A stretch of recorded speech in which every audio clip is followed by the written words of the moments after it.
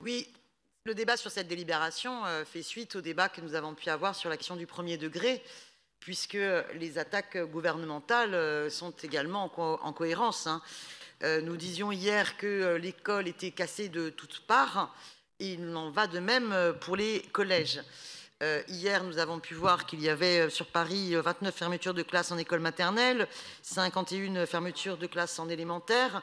Le collège est aussi attaqué par des baisses de dotation horaire globale année après année qui provoquent une vraie dégradation de l'accès au savoir et aussi toute une logique de mise en concurrence entre les enseignements et entre les enseignants, avec toujours ces logiques d'austérité adossées à des pression pour imposer de logiques managériales libérales dans les établissements scolaires. Tout cela n'a plus rien à voir avec l'école de la République. Tout ça est catastrophique. Vous ajoutez à cela le refus, bien sûr, permanent de baisser les effectifs par classe, les attaques contre les libertés pédagogiques et le maintien du gel du point d'indice des enseignants. Nous sommes en train de casser l'école et de casser le plus beau métier qu'il soit, qui est celui d'enseigner, c'est-à-dire à la fois de contribuer à la formation du citoyen de la République, contribuer à l'accès au plus haut niveau de qualification pour les futurs travailleuses et travailleurs et contribuer à l'émancipation de toutes les personnes, femmes et hommes, qui passent par le système scolaire. Donc c'est extrêmement grave. Maintenant, le débat qui nous préoccupe est celui de la carte scolaire et du rôle que la ville de Paris peut avoir dans cette carte scolaire. Beaucoup de collègues ont rappelé que l'Académie de Paris était l'académie la plus, quelque part, ségrégationniste. C'est là où il y avait le plus d'inégalités scolaires et sociales.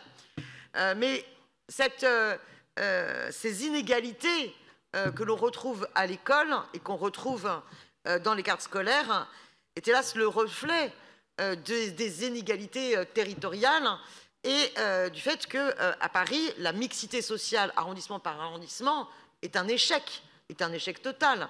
D'ailleurs, souvent, la mixité sociale a toujours été l'arme pour justifier de réduire et de demander à des catégories populaires de faire la place à des niveaux de revenus plus évalués et beaucoup moins souvent finalement d'accepter que dans les arrondissements de l'ouest parisien, on fasse de la place pour bien plus de logements sociaux. Et quand vous voyez la carte scolaire, vous êtes face également à ces inégalités, vous êtes face d'abord et avant tout à ces inégalités scolaires. Alors, est-ce que pour autant on ne peut rien faire? Bien sûr que non. Il n'y a absolument pas de fatalité. Une autre politique en faveur du logement social, une autre logique urbaine devrait prévaloir pour garantir le retour de bien plus de catégories populaires dans Paris, dans l'ensemble des arrondissements, et refuser que les projets de rénovation urbaine visent finalement à réduire l'accueil des catégories les plus populaires. Néanmoins, même dans la carte scolaire, oui, j'approuve les interventions précédentes qui ont insisté sur le fait qu'une carte scolaire ne doit pas se faire simplement en aménageant des logiques géographiques de proximité des établissements scolaires et que oui, il faut absolument bien plus finement prendre en compte la dimension de la mixité sociale et scolaire dans le travail des périmètres. Je me souviens d'une précédente carte scolaire où il y avait eu beaucoup de mobilisation parce que la logique qui avait prévalu, notamment dans le 20e, était tout d'un coup de carrément rayer de la carte un collège qui était considéré comme trop populaire et trop problématique à gérer.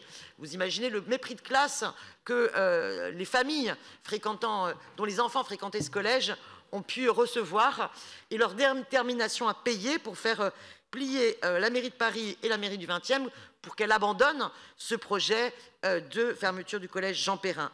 Donc oui, je terminerai par dire contre l'évitement du public et les stratégies de contournement vers le privé, de la même manière que pour le premier degré, dans le second degré, dans les collèges, la ville ne fait pas ce qu'il y a à faire. Je suis d'accord avec ma collègue qui fustigeait la région qui méprise totalement les lycées publics et subventionne énormément le privé, les CFA, l'apprentissage. Mais je vous rappellerai que la ville de Paris a baissé de 22 millions d'euros les moyens alloués aux travaux dans les écoles et que les bâtiments collèges ont eux aussi besoin de bien plus d'attention et que la politique de la municipalité envers les collèges devrait se fixer un objectif, devrait véritablement à l'amélioration des conditions d'études pour réduire les stratégies d'endettement vers le privé. Je vous remercie. Merci à vous. Et pour vous répondre, je donne la parole à Patrick Bloch. Merci beaucoup, Madame la maire. Alors, je vais me permettre